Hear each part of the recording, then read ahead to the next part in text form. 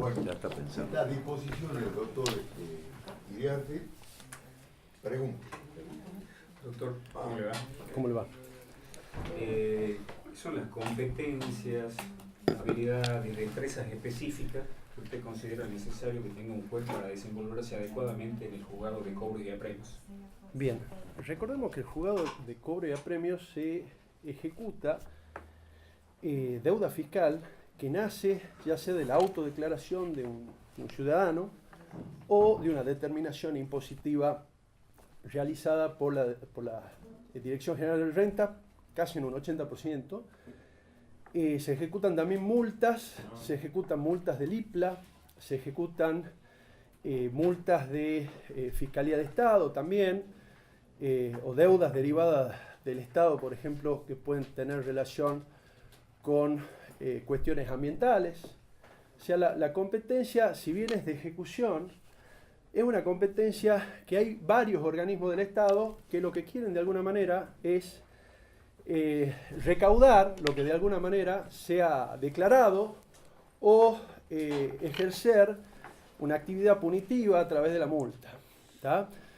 El juez de apremio, por el otro lado, tenemos que se para en el medio de esta relación jurídica controvertida, y también tenemos el contribuyente, el ciudadano contribuyente, que de alguna forma es ciudadano y es contribuyente, y que de alguna manera paga los impuestos y que sea por la cuestión que no haya pagado, existe también, digamos, un derecho constitucional de defensa que tiene que ser atendido. Es decir, el juez tiene que ser un juez de la Constitución, un juez que tiene que analizar la causa con la Constitución en la mano, con las convenciones internacionales. No es una actividad puramente recaudatoria, eso es lo que le quiero decir. O sea, estamos dentro del Poder Judicial. El juez que se siente en un juzgado de apremios no tiene una actividad, digamos, administrativa de parte del Poder Ejecutivo, sino tiene que justamente ponderar los derechos y garantías del contribuyente, y al contribuyente que de alguna manera se verifica en pruebas acreditadas que ha evadido, que ha sido multado y que de alguna manera la boleta de deuda tiene todas las condiciones legales de validez, sea en el primer momento que tiene para analizar el juez la boleta de deuda, que es cuando recibe la ejecución, o al momento de dictado de sentencia de tránsito y remete. Son dos momentos que tiene que analizar. Resolvería de alguna manera con la Constitución y con los principios fundamentales del derecho tributario que deben ser aplicados. Es un juez que tiene que ser proactivo, que no tiene que estar en su despacho, que de alguna manera tiene que atender tanto al abogado del Estado como a la parte, al contribuyente, dentro de su defensa. Porque piensen ustedes también que la sentencia de tránsito y remate sale con embargo, evidentemente por el principio de ejecutoriedad de la boleta de deuda, y piensen que hay situaciones particulares, por ejemplo, un sanatorio que haya sido embargado y no pueda cumplir efectivamente con los servicios de salud, e inclusive que tenga este sanatorio, que esté adherida a la Ley de Emergencia Sanitaria Nacional que impide el embargo de activos. Entonces tiene que de alguna manera conocer las causas, tiene que estar con el personal, tiene que conocer el manejo del juzgado, ¿no? Eso es lo que... y es un juez civil. A ver, este es un juzgado civil y funciona como un juzgado civil. Y si de alguna forma advertimos que viene una modificación del Código Procesal Civil y Comercial, esto va a tener un impacto, le diría, tremendo en la función judicial también de apremios. ¿Sí? Perdón, Muchas gracias. cierren la puerta, por favor. Sí, doctor. Muchas gracias. Sí. Muchas gracias. ¿Está contestada? Muchísimas gracias. Bien. ¿Qué opinión tiene sobre la resolución de AFIP que vendría a obligar a los abogados a usar el sistema que se llama POSNET? Sí. Toda actividad, digamos, no a los abogados, doctor, es a todos los contribuyentes que de alguna manera son monotributistas. Yo ejerzo la profesión y creo que el control del Estado, el control de AFIP-DGI sobre lo que factura a los abogados tiene que estar.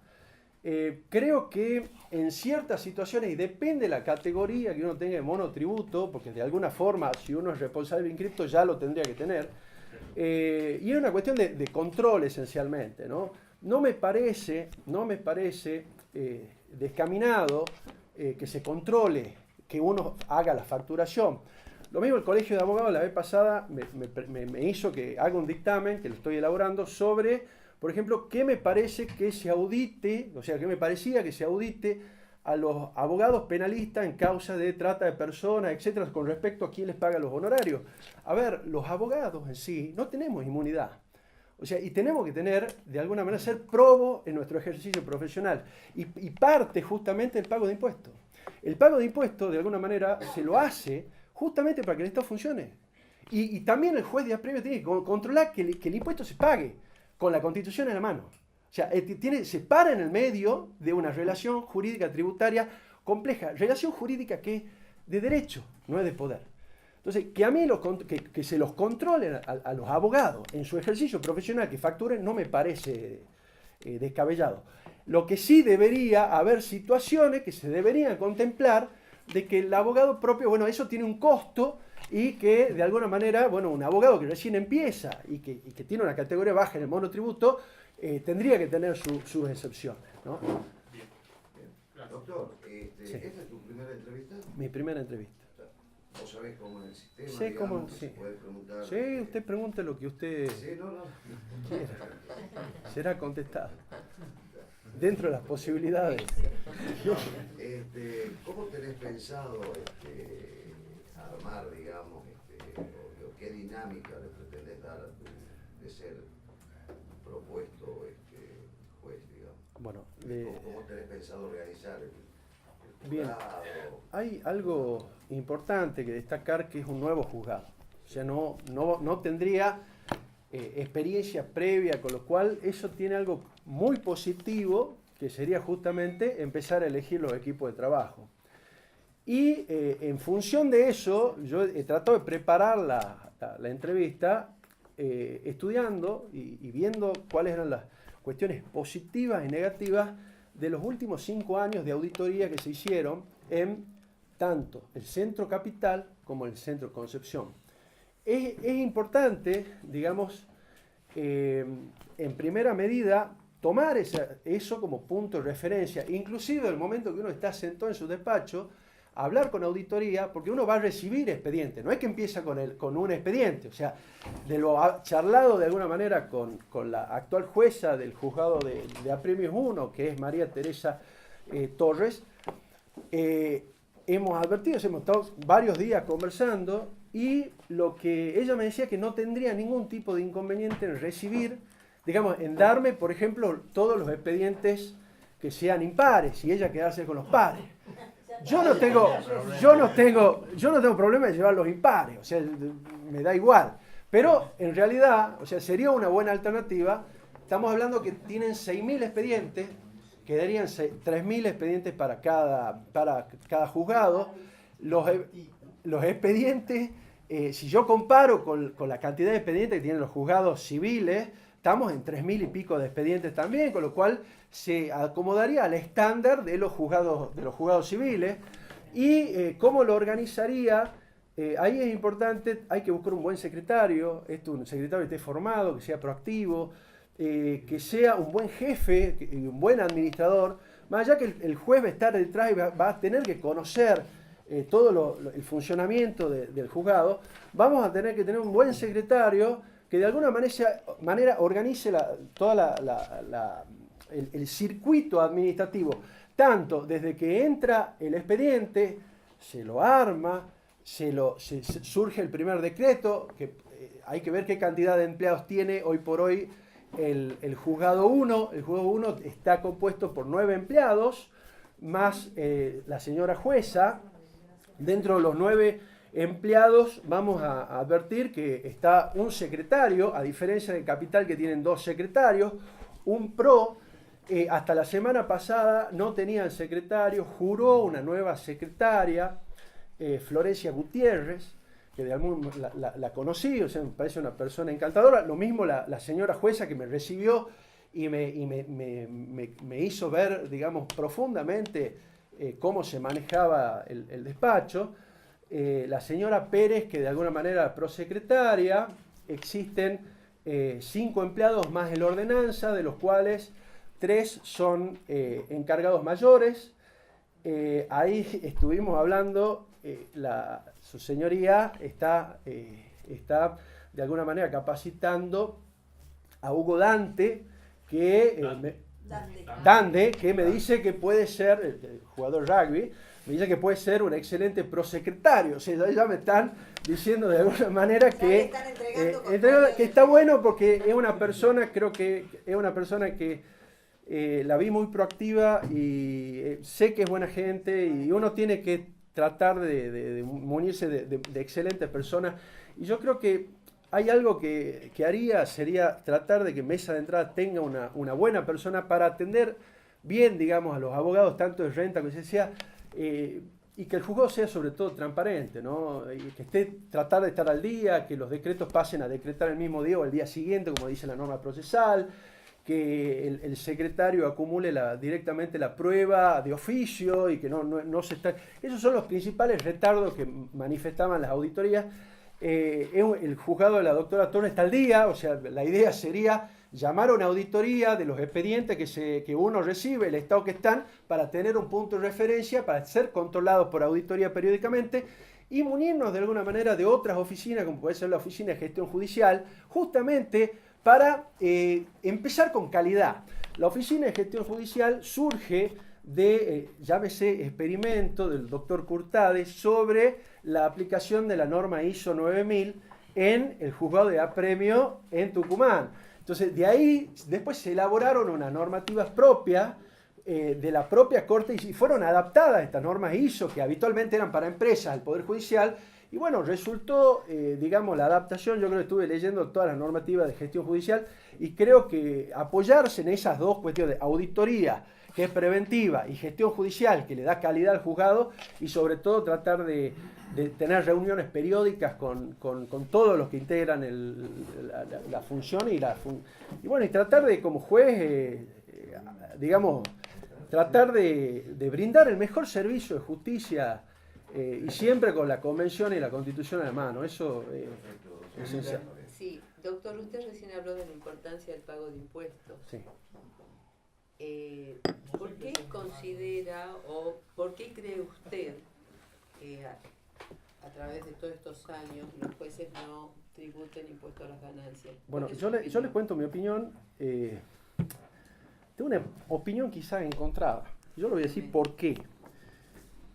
Yo fui abogado del Tribunal de Cuentas y declaramos la inconstitucionalidad del Tribunal de Cuentas y de uno de los vocales, que no viene el caso decir de quién, pero que de alguna manera hice el planteo judicial, la acción declarativa de inconstitucionalidad en los tribunales federales, y me hicieron lugar, primera instancia, Cámara, AFIP se fue en recurso extraordinario, negaron el acceso del recurso extraordinario, se fueron en queja y acaba de abrir la queja a la Corte, o sea, la van a poner a estudio, no rechazaron la queja. En ese caso era porque el Tribunal de Cuentas o los vocales del Tribunal de Cuentas por constitución local estaban adheridos de alguna manera o los trata la Constitución como vocales de Corte. La Corte de Tucumán, en la acordada 148 del 2006, de alguna manera manifiesta que se adhiere a la acordada 90 del 2006. Esa acordada 90 o 96, no me acuerdo, creo que 90-2006, donde frente a la derogación del impuesto, de la exención, porque eso estaba eximido el Poder Judicial, los jueces de falta a nivel nacional, que eran esos jueces de falta que estaban en la ciudad, que ahora ya no son jueces de falta, sino de alguna manera son jueces, estaban también los vocales del Tribunal Fiscal de la Nación, que no pagan impuestos tampoco, los viejos, y los vocales de los tribunales de cuentas provinciales. Al derogarse, interpreta AFIP-DGI que al estar derogado ya directamente pasaban a una situación de imposición. ¿Qué es lo que pasa? Con posterioridad la Corte emite la acordada 20 del 96, es la acordada 20 del 96, que es replicada por la 148 acá en la provincia, diciendo que en realidad los jueces están no sujetos al impuesto. Al no haber una norma expresa que los regula, y el argumento principal que hacían era la intangibilidad del artículo 110 de la Constitución. Han habido muchísimas causas, incluso causa Gutiérrez, muchísimas causas de que los jueces no tenían que pagar impuestos, o sea, se declaró la propia inconstitucionalidad del artículo 20, inciso I, creo que era que el que los pretendía, que derogaba la exención. ¿Y qué es lo que pasa? Bueno, eso por un lado. Entonces, esta es la historia. Tenemos digamos, la historia completa, o sea, tenemos inclusive, ¿cómo se cierra esta historia? Una nueva ley que grava a los jueces nuevos. Entonces, ¿cuál es usted me dice, yo pienso que toda persona tiene que pagar impuestos, más allá de la defensa jurídica que yo haya hecho. Usted me dice, usted va a ser juez, va a pagar impuestos, yo voy a pagar impuestos siendo juez. El tema de cuánto de impuestos sería lo justo que se pague, que es una discusión que hay que hacer. Del componente sueldo, ver cuánto. Otra cosa también se lo ha hecho en Estados Unidos. En Estados Unidos pasa exactamente lo mismo. Lo que pasa es que en Estados Unidos se aplicaba el 3,5% sobre el sueldo, no el 35%. Entonces, esa es una discusión. Y un problema que se podría generar no es la intangibilidad, es que, bueno, que los jueces digan, bueno, yo voy a, de alguna manera, no permito pagar impuestos por el principio de igualdad, de igual remuneración por igual tarea. Dice, bueno, entonces, plantearle a la Corte, escúcheme, por favor, veamos la situación de los nuevos jueces de aumentarle el sueldo de la manera que queden equiparados con los viejos. Eso es una solución. La otra solución es que, como pasó en Estados Unidos, que era un porcentaje muy pequeño, a la larga, todos los jueces que no pagaban se fueron retirando y quedaron los que pagan, que insisto, es muy poco del sueldo, es un componente. Y ahí hay un problema que de alguna forma sí, hay un problema que creo que hay que solucionarlo, que es el principio, con el fallo que nace en el fallo Fait, el principio de independencia institucional. ¿Un juez podría ser investigado por AFIP-DGI? O sea, todo va más ahí, no al principio de intangibilidad. Todo va al problema de la potestad de verificación y fiscalización que tenga AFIP-DGI ante la Corte si ha hecho bien o no la retención del impuesto. Y ahí sí estaría vulnerándose la división de poderes. Ese caso, hay un caso del fiscal de Estado de la provincia de Buenos Aires, no recuerdo el apellido, un apellido bastante, yo le digo SW, un apellido difícil, pero en la causa SW, la Corte justamente, invocando la causa Fait justamente de no inmiscuirse en otros poderes, declaró la inconstitucionalidad para ese caso o la no aplicación del impuesto a las ganancias. ¿Qué pasa con la nueva ley? La nueva ley me suena que podría llegar de alguna forma, podría llegar a vulnerar el principio de igualdad, remuneración por igual tarea, pero creo que puede ser solucionado, llámese patrióticamente por la Corte, en sentido dando una buena solución y decir, no, vamos a pagar y que se retenga y que se compense, ya sea por única vez, el sueldo del juez y que empiecen a equipararse. Después, lo mismo la inflación nos va a ir, digamos, equiparándolo a, digamos, el sueldo. Bien. Muy bien, doctora. Doctor, volviendo al tema humano, al equipo de trabajo, que usted Sí. posiblemente lidere, me gustaría saber cuál es su postura respecto a temas de género y discapacidad, toda vez que la Corte tiene previstos concursos para el ingreso de personas con capacidades diferentes. Le daríamos prioridad. Le daría prioridad. Yo creo que tenemos que tener la integración tanto en cuestiones de género como discapacidad. Inclusive le cuento algo, también en la sentencia. Hay una sentencia de Corte que había una persona con discapacidad que rentas de la provincia no le había dado la exención impositiva, que está exento, y directamente, como está exento en la ley, la Corte asumió que estaba exento. Estamos tratando el tema de discapacidad y no pueden, está el tema de la sustancia versus la forma, ¿no? O sea, sustancialmente está exento, por más que no se haya pedido el tema de la exención. Así que yo creo que le daría toda la prioridad. Muchas gracias. Bueno. ¿Cómo preséntese, doctor? Disculpe. Juan Carlos Viringueli, abogado. Muy bien. Doctor Guiringuel, a disposición de los consejeros. Doctor, en primer lugar, felicitarte por a la instancia que has llegado. Gracias. ¿Es tu primera entrevista? Primera, sí. Primera. Nunca. ¿Vos sabés cuál es el matiz, digamos? Más o menos, sí. Que se Exactamente. puede hacer preguntas de toda índole y naturaleza. Exactamente, digamos, ¿no es cierto? Más allá desde lo técnico jurídico, que vos ya has pasado un examen de oposición y por eso Sí. estás acá. Pero mi primera pregunta es, ¿cómo pensás, siendo un juzgado nuevo, digamos, cómo tenés pensado organizar el juzgado?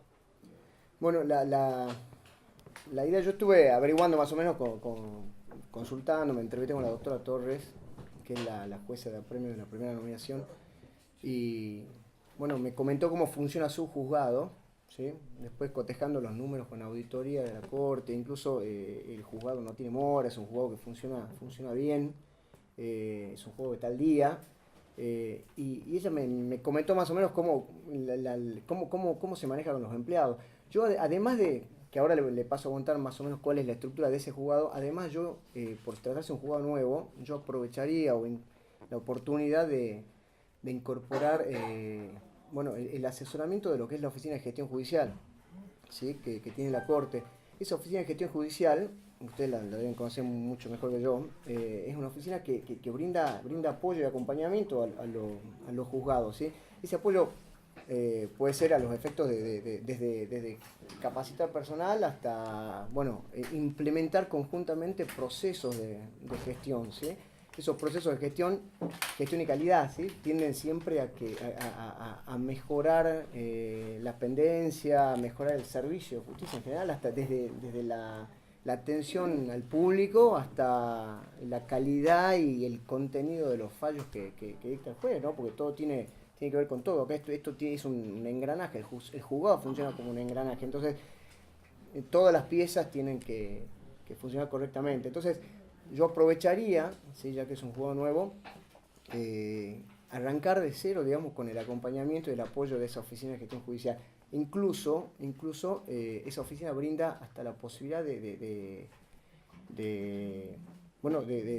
aplicar normas de calidad, de tratar de certificar normas de calidad, lo cual sería un objetivo digamos, de máxima, ¿sí? Por supuesto.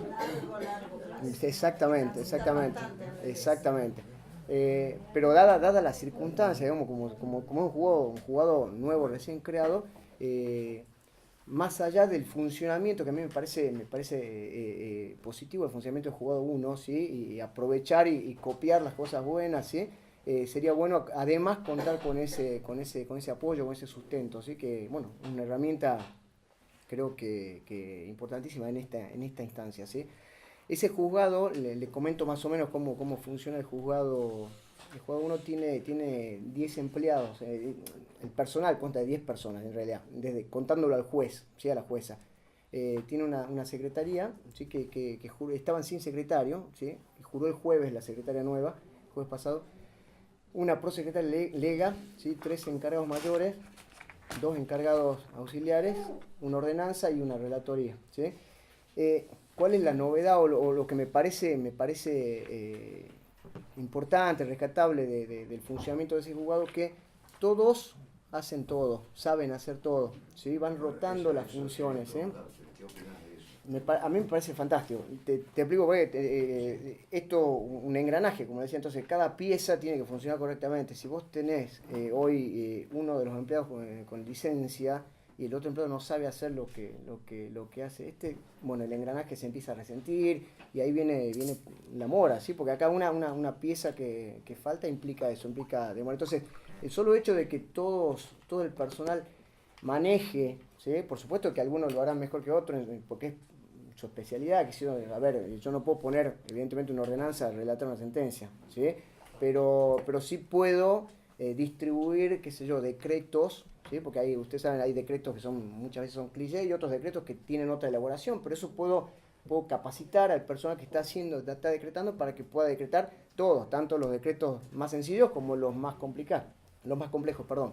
Entonces, creo que por ahí pasa lo positivo, digamos, de esta organización que tiene el juzgado. Y sería acopiar, ¿no? Para mí está muy bien, doctor. Gracias. Pido la palabra, doctor. Ahí, bueno, felicitarte, doctor, por haber llegado a esta instancia. Gracias. Y preguntarte, ¿cuál es tu opinión sobre esta resolución de AFIP que reglamenta el uso de las terminales electrónicas, que se llaman POSNET, Sí. en las profesiones, Yo voy a... todo en la profesión nuestra de abogado? Sí, ¿Qué opinas vos? te doy mi opinión personal. ¿Sí? La resolución es muy clarita, ¿sí? Y habla de actividades masivas, De ¿sí? consumo masivo. De consumo masivo. Yo particularmente pienso que la abogacía no es una actividad de consumo masivo, ¿sí? O por lo menos en la organización, en la forma organizativa que tenemos los estudios acá en Tucumán, ¿sí? Si vos me decís, perdón, si usted me dice un estudio grande, estructurado a modo de consultora jurídica, esas cosas, yo te podría decir que puede ser que corresponda. Pero puntualmente yo en mi estudio, ¿sí? no brindo un servicio masivo. Es más, nosotros tenemos, nuestra profesión nos habilita para seleccionar clientes. Yo puedo elegir a quién representar y a quién no. No tengo la obligación de... Un kiosco, entra cualquiera y recibe a cualquiera y tiene que atender a cualquiera, ¿sí? En nuestra profesión yo creo que por ese lado viene mi oposición a la implementación del sistema para los colegas. Y creo por ahí, no sé si me meto en un problema, pero por ahí al profesional de ciencias económicas habría que ver, también podría corresponder, eventualmente si es que está estructurado de esta forma, ¿no? Un estudio más o menos pequeño, diríamos nosotros, así como funcionamos en Tucumán. Yo creo que no es comparable la estructura del ejercicio de la profesión acá en Tucumán con otras provincias, sobre todo con Buenos Aires, ¿sí? Bien, doctor. Muchas gracias. Presidente, ¿qué tal? Buenas ¿Cómo le tardes. va? ¿Cómo te- Sí, considerando que tus sentencias en general son referidas a ejecuciones fiscales, ¿no? Sí. Quisiera saber si vos en alguna situación o en cuáles entrarías al análisis de la causa, De la causa del título. sí, Eh, teniendo en cuenta que la legislación no dice en ese sentido, el código es taxativo. Nosotros tenemos, la ejecución fiscal es una especie de juicio ejecutivo, por lo tanto, el análisis de la causa del título solo puede darse en circunstancias muy específicas, ¿sí? A ver, por decirle, cuando se plantea la inexistencia de la deuda, por ejemplo, la inhabilidad de título por inexistencia de deuda, ¿sí? ¿Qué significa esto? Que del expediente administrativo puede surgir esa información, ¿sí? Y el expediente administrativo no está siempre a disposición del juez, ¿sí? Si no es ofrecido por las partes, sobre todo, si no está a disposición del juez. Entonces, en esos casos de inexistencia de deuda, podría ser posible, eventualmente, siempre y cuando no se desnaturalice del todo, si la cuestión puede resolverse sin mucha indagación o apertura a pruebas, ¿sí? Si la cuestión es más bien con esa sola determinación de que la deuda realmente no existe, ¿sí? Cabría la posibilidad eventualmente, ¿sí? Bien, doctor. Muchas gracias. Gracias. doctor. Permiso. Buenas ¿Cómo anda? ¿Qué tal? ¿Qué ¿Cómo le tal, va? doctor? ¿Cómo está? Doctor Argota. Así es. Bueno, ¿quién quiere hacer alguna pregunta? Yo. Discusión de ustedes. La doctora. Aprovechemos que no estamos. La profesora. No, bueno, buenas tardes. ¿Cómo le va? ¿Es su primera entrevista? Mi primera entrevista, mi primer concurso. Muy Todo bien. nuevo. Bueno, Muy bien. Sí. Muchísimas gracias. Una Nuevas consulta, caras. doctor. Una Sí. pregunta que nos interesa. ¿Por qué quiere ser juez? Bueno, creo que toda persona tiene, en mi caso particular, tengo diferentes motivos. Principalmente porque creo que es una vocación de servicio que lo he descubierto de muy joven. Yo a pesar que tengo 40 años, yo de los 18 años trabajo en estudios jurídicos, o sea, recién nuevito, digamos, recién salido del secundario, empecé a trabajar y a descubrir de alguna forma todo, a mi entender, este mundo jurídico, este mundo de tribunales que es muy distinto a todo al mundo real, de alguna forma, ¿no? Obviamente desde mis primeros pasos en el Palacio de Tribunales y con la posibilidad de tener un pariente abogado, tuve la oportunidad de conocer a la gente, de conocer a los empleados, de conocer a algunos magistrados, a algunos funcionarios. Mi abuelo ha sido funcionario también judicial, del Poder Judicial hace mucho tiempo atrás, y ese conocimiento práctico y el conocimiento teórico que me daba la universidad me ha ido de alguna forma abriendo la mente y conociendo lo que es el derecho, la importancia del valor justicia, de los intereses de la parte, del rol fundamental que tiene el abogado dentro de la sociedad y en particular que tiene el juez como cabeza dentro del mundo jurídico, judicial. Entonces esas circunstancias particulares, el conocimiento, el aprendizaje, la práctica y la experiencia de vida que fui de alguna forma conociendo y aprendiendo a lo largo de mi tiempo, realmente he descubierto que el derecho para mí es una vocación, y esa vocación de alguna forma, por mi conocimiento teórico y práctico, lo quiero volcar de alguna forma a la comunidad, y creo que la forma, creo yo, es presentándome en los concursos y viendo la posibilidad, si tengo obviamente, de todos mis conocimientos teóricos y prácticos, volcarlo y ser de alguna forma alguna persona que colabore en la sociedad, en la vida social, en el bien común y de alguna forma ese aporte, ese granito de arena que creo que todas las personas de bien intentan para que ese bien común se pueda plasmar, y creo que dentro de ese bien común el estamento, el Poder Judicial es un pilar importante, ¿no? En función de esto, perdón, Sí. ¿Usted cree que toda la sociedad tiene acceso a la justicia? Sí, yo creo que sí. Obviamente que hay ciertos estamentos sociales que se encuentran ciertas formas limitadas, eso es real.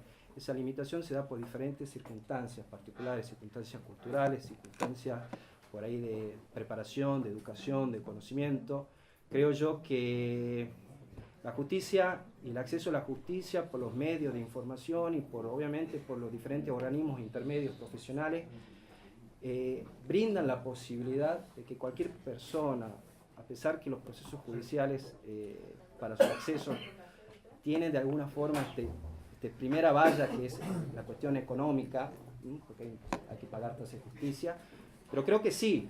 Lo que pasa es que muchas veces va a depender de que esa persona que está con un conflicto, que está con una situación que se puede plantear jurídicamente ante los tribunales, tenga el conocimiento, la sapiencia de saber a dónde acudir. Esa es la limitación de alguna forma que creo yo que los diferentes organismos, que los diferentes organismos públicos, los colegios profesionales que también intervienen, y sobre todo en la universidad. Yo enseño en la facultad, enseño en la práctica profesional, que son los diferentes, digamos, caminos para que esas personas puedan acceder a la justicia, ¿no? Puedan acceder. Las vías están, por ahí la limitación es el desconocimiento o la imposibilidad de ciertos sectores muy vulnerados dentro de la sociedad que no pueden por ahí acudir a ese medio, a ese nexo para llegar a la justicia. Son los que más necesitan. Doctor, pido permiso al presidente. Quiero saber la opinión de usted Sí. sobre la resolución de AFIP en la cual reglamenta el uso de las terminales electrónicas, POSNET, Sí. sobre todo con nuestra profesión del abogado de libre ejercicio. ¿Qué opina usted? Mire, yo trabajo en un órgano administrativo fiscalizador, yo trabajo en la Dirección General de Renta.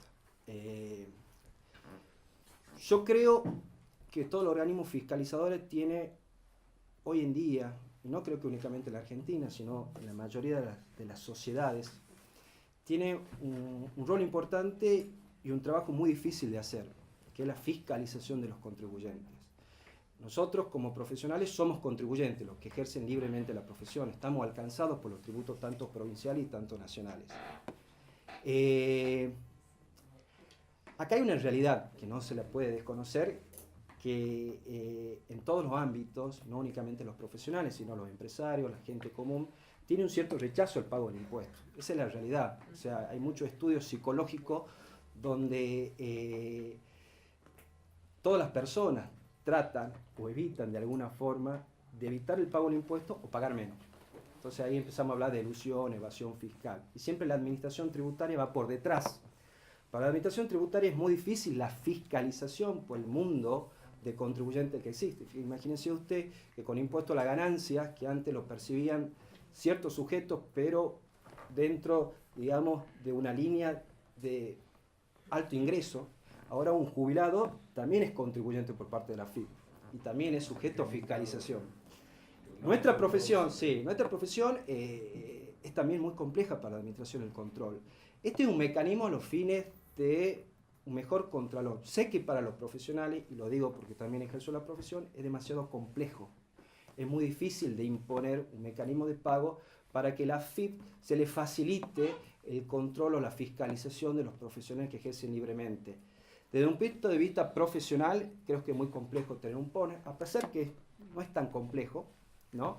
Porque hay diferentes mecanismos, todo se maneja por celular, está la factura electrónica, pero sí creo yo que dentro del ejercicio profesional hay diferentes profesionales que están en diferentes situaciones, para unos serán menos complejos, para otros serán más complejos. La carga tributaria que tienen los contribuyentes y la circunstancia esa de dar cumplimiento con todos los requisitos por parte del fisco de la renta es una carga bastante por ahí pesada, pero desde el punto de vista de fiscalización obviamente es bueno. Desde el punto de vista de los contribuyentes es de alguna forma genera algunos tipos de inconvenientes, rechazos. Porque hay un pronunciamiento de la Federación de Colegios de Abogados que en realidad no manda a no pagar impuestos a nosotros los abogados, sino que cuestiona la reglamentación de la resolución porque habla de que se aplica a los servicios de consumo masivo. Y nosotros entendemos que nuestra profesión es una obligación de hacer, intuito personae, y que no entraría en la categoría de consumo masivo. Sí, ese es el cuestionamiento que se ha hecho por el estamento profesional, y es así, es verdad, supuestamente este tipo, digamos, de controladores fiscales es para el consumo masivo, y como le vuelvo a decir, en nuestra provincia, lamentablemente, muchas veces, porque en algunos sectores no tenemos internet o no tenemos el acceso, se nos imposibilitaría a percibir un concepto de honorarios, que en definitiva es todo un tema. Sí, es así, doctor, obviamente que hay un planteo ante la AFIP, no sé si estará en vía de revisión, la verdad que creo que todavía no se resolvió nada, eso obviamente está en instancia administrativa todavía, y no sé hasta dónde llegará. Gracias, doctor. Gracias. Muy bien, muchas gracias. Muchas gracias. Muchas gracias, doctor. Bueno. Muchas gracias. Buenas tardes.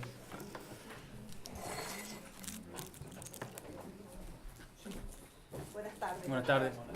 Queremos felicitarlo Bueno, muchas gracias. por haber llegado a esta instancia. Usted en este cargo se transformaría en un líder de un equipo de trabajo. Siempre desde esa mirada, sobre todo, quisiera conocer su posición en temas de género y de discapacidad. Toda vez que la Corte tiene concursos para permitir el acceso al Poder Judicial a personas con capacidades diferentes. Sí, con respecto a las personas de género, a las cuestiones de género, perdón, se debería respetar, digamos, el cupo del 50% del juzgado y darle la oportunidad a ambos reales oportunidades, digamos, y buenos cargos. Y a los discapacitados de igual manera. En la página de la Corte vi que hay muchos concursos que se están implementando y me parece una acción plenamente positiva para la sociedad. Doctor, en esa misma línea. Sí. Perdón, presidente, ¿no? No, tranquilo. Sí. ¿Qué opina de la ley de cupo trans? Sí, estoy de acuerdo totalmente, digamos, al reconocérsele ya, digamos, los derechos, esto tiene que expandirse, digamos, no solo en el ámbito judicial, sino administrativo, bueno, en el que fuere.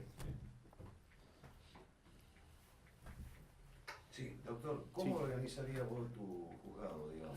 Bueno, yo soy actualmente el relator del juzgado de cobro de premios de la primera nominación, al cargo de la doctora Antún Denani. Bueno, y ella lo tiene muy bien organizado al juzgado, y yo replicaría, digamos, su organigrama con algunas pequeñas modificaciones, eso sí, Pero básicamente, bueno, está conformado con 2 secretarias, dos prosecretarios legos, que se manejan muy bien los prosecretarios, a pesar de ser legos, están diría en pie de igualdad en materia de conocimiento con las secretarias. Y aparte tienen aptitudes incluso para el manejo del personal. O sea, es decir, que no se reduce a la tarea del decretado únicamente. Y también es importante el tema del relator. Yo, desde mi posición personal, le puedo transmitir mi experiencia. En un juzgado de cobro y apremio no había relator, yo soy el primer relator. Rendí un concurso interno y se nombró relator. Y acá, bueno, acá tengo una serie de, si ustedes lo quieren chequear después, de auditorías donde aconsejaban la adopción, digamos, de algún tipo de, ya sea capacitar a algún empleado o nombrar un relator específicamente para que se ocupe de las causas complicadas. Porque cobre a premio, bueno, ustedes tienen, la mayoría de los casos, nadie se opone, pero cuando se opone, el juicio puede pasar de 4 meses a 2 años. Entonces, en los casos complicados, se estaba yendo un poquito el plazo para resolver las excepciones. A partir, digamos, de la auditoría esa, se nombró un nuevo relator, que en este caso soy yo, y destacaron en la auditoría de seguimiento esa cosa, ese avance en ese punto. Se redujo de póngale 29 días el pase de resolución en la mano del juez para resolver a 8 días, que es una cuestión para destacar. Bien. Bueno, doctor Tello. Sí, Doctor, doctor? ¿Cómo le va? Gracias, presidente.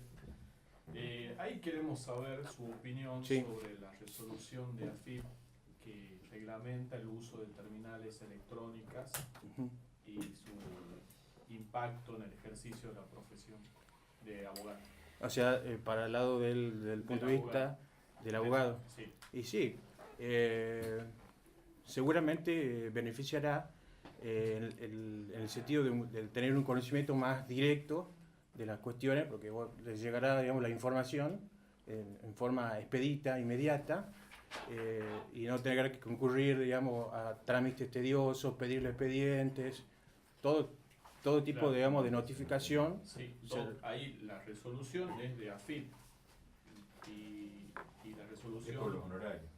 Claro, ordena que todo tipo de pagos se pueda hacer mediante el uso de esa terminal, y ha habido voces de los abogados que lo han cuestionado porque sostienen que la reglamentación establece que es para los consumos masivos, para productos de consumo masivo, y no se implementaría para los abogados. Y sí, digamos, me parece, digamos, que tendría que extenderse también para los abogados. No veo ninguna objeción al respecto. Bueno, presidente, muchas gracias. Una pregunta. Hablaba recién de la oficina de auditoría y cómo, cómo había sido útil. Sí, hay otras oficinas que tiene la Corte, gestión judicial, planificación. ¿Trabajarías con algunas de ellas, de llegar a asumir? Sí, me encantaría trabajar a la par de ellos, digamos. Pues la oficina de gestión judicial es como preparar el terreno para cuando venga la verdadera auditoría.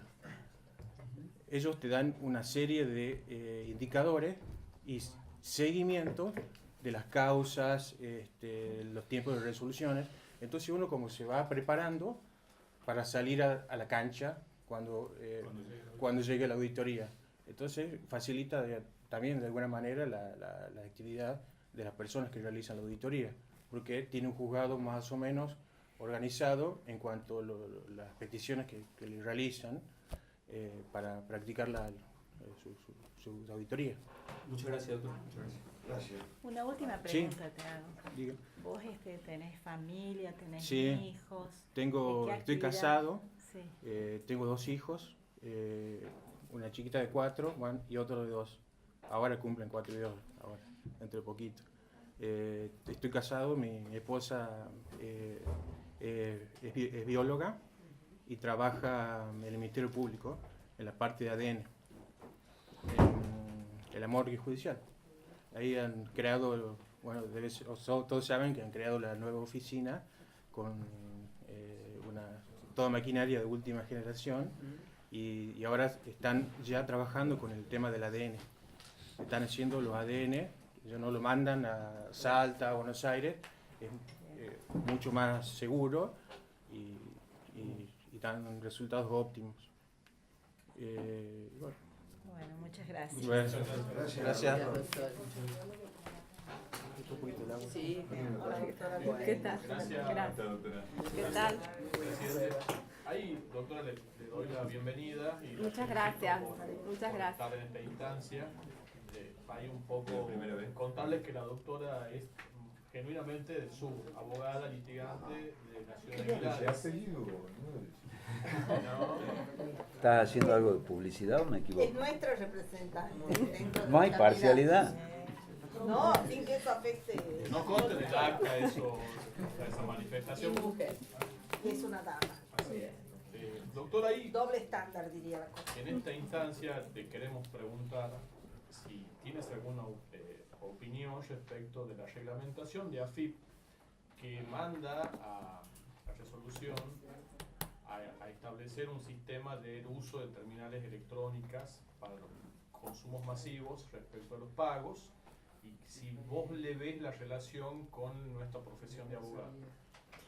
Digamos, la opinión es positiva en el sentido de que optimizar hoy los medios de la tecnología en pos de tener una contribución eficiente y de que se agilice el sistema de recaudación es bueno, en orden a que el Estado cuente con los recursos para cumplimentar sus funciones esenciales. Con respecto a nuestra profesión, lo que te referís, Martín, es así. Nosotros como contribuyentes, que la mayoría, por lo menos en el sur, somos monotributistas. Claro, si estamos comprendidos en ese consumo masivo. Si estamos comprendidos en ese consumo masivo, quizás no. Por la categoría de contribuyente que nosotros somos y por los ingresos reales y genuinos que nosotros tenemos. Perfecto. ¿Cuáles son, permiso, cuáles son, para el juicio, María Teresa, las competencias, habilidades o destrezas específicas que debería tener un juez para desenvolverse en el juzgado de cobros y apremios? Tenemos que partir de las competencias que debe tener todo juez que se proponga realmente ejercer un servicio de justicia eficiente y ser el director de un proceso y de una unidad jurisdiccional.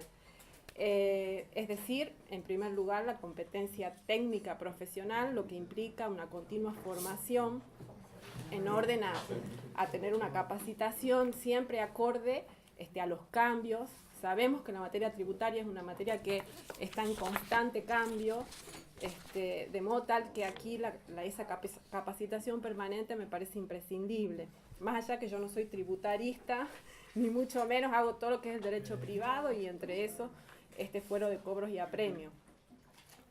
Paralelamente a la formación técnica, me parece imprescindible también hoy tener una formación en ética judicial, como se está implementando en la escuela judicial, algo que no teníamos antes, y esto me parece que coadyuva para la formación integral de un magistrado. Y después, bueno, tener también las aptitudes propias de un líder, de un jefe de una unidad judicial.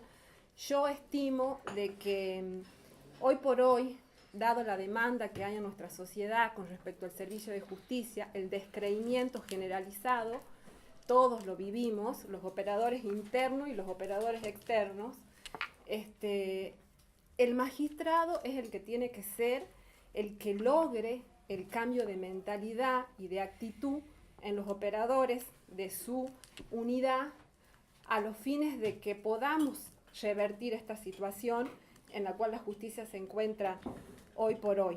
Podemos tener, por ejemplo, un código procesal civil de avanzada, como se está trabajando.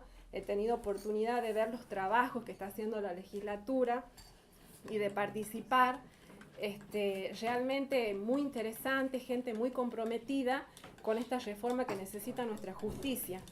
Pero si no se da este cambio de mentalidad en los operadores y principalmente a instancia de nuestros magistrados, me parece que no va a ser operativo ese cambio. Cuando yo digo cambio de mentalidad, desde lo más básico, ¿no? Por ejemplo, para darles un ejemplo, uno cuando tiene algún problema, estamos en un proceso, le plantea, va y habla con los empleados, pero mire, acá hay una situación, me están diciendo que acompañe el convenio, pero el convenio acá en el primer cuerpo ya está, doctora, presente por escrito lo que está diciendo. Claro. Se presenta el escrito, se va decretado, una demora absolutamente innecesaria. Viendo ese problema puntual, que en realidad no es ni problema, es algo de trámite, en un decreto de 2 líneas se lo soluciona y nos ahorramos tiempo. Pero hoy por hoy ese, dígalo por escrito, es moneda corriente. Bueno, esa práctica mínima, modificarla, cambiarla, hasta, por supuesto, otros pasos más importantes van a ser de que podamos contribuir a que la justicia realmente, el servicio, sea lo eficiente, lo eficaz y podamos lograr esa tutela efectiva en tiempo razonable que todos queremos. Muchísimas gracias, doctora. Gracias, doctora. ¿Puedo hacerle yo la última pregunta? ¿Cómo hacemos para que todos tengan acceso a la justicia? El acceso a la justicia nos compromete a todos los poderes del Estado. Los tratados internacionales la definen como un servicio público, entonces hay responsabilidad del Estado en la promoción de acciones concretas para que los derechos no sean una mera declaración y sean realmente ejercidos.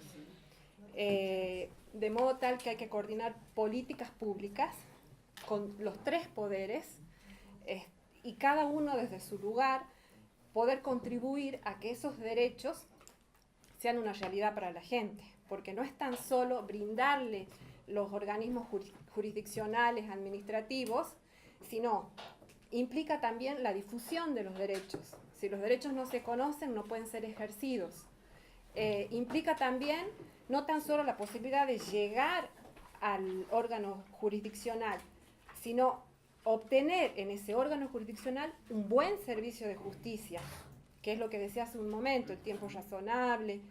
En fin, realmente deben existir políticas públicas y una coordinación entre los 3 poderes del Estado y entre los operadores en general.